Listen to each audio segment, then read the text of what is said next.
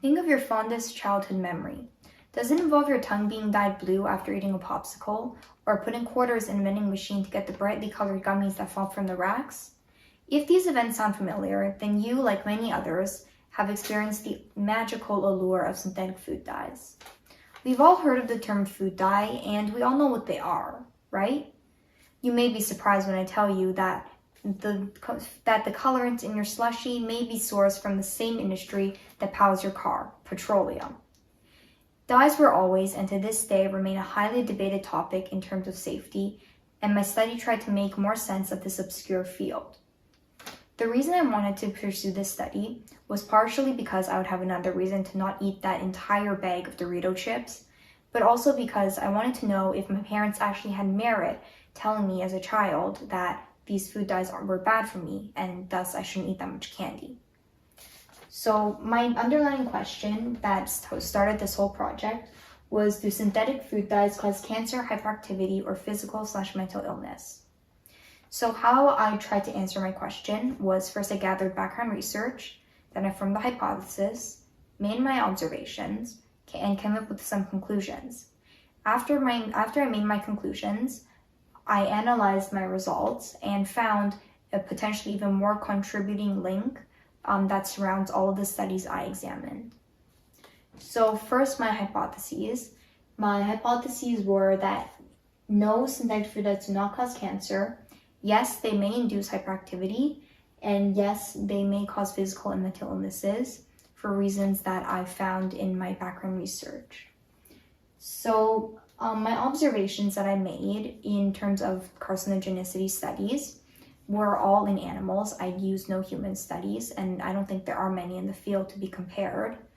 I used all of them were animal studies, and what I found was all of the animals had no evidence of carcinogenic effects after eating food dyes. This is supported by all of the studies, so therefore my hypothesis was supported.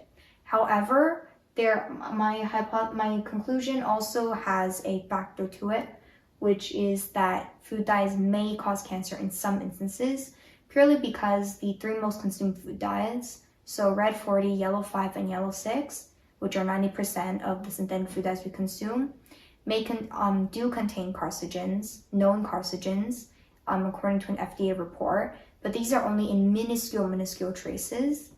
So therefore, they are definitely not a leading cause of cancer, or even a prevalent cause for that matter. It's just a few maybe scattered cases.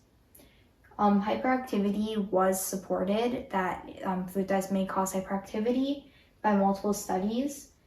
The two studies that I utilized were two types, so elimination studies and elimination studies plus double-blinded placebo studies.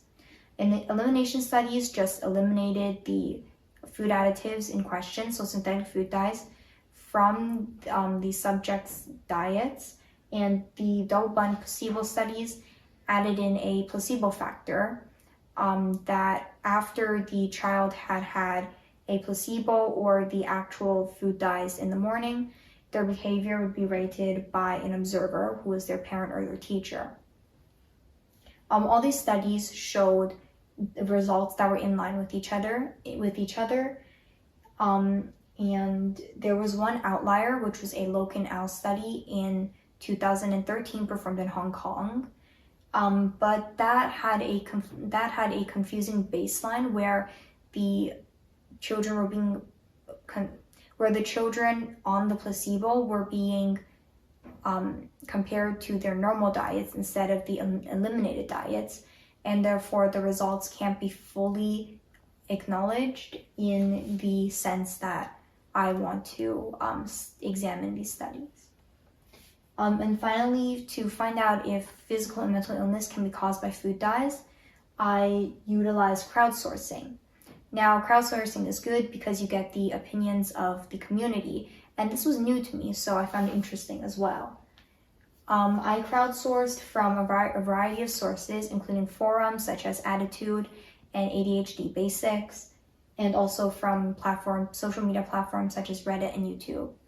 All in all, I found proof that backed my hypothesis that yes, mental and physical illness can be caused by food dyes, some of which are just migraines, dizziness, mind storms, and the like.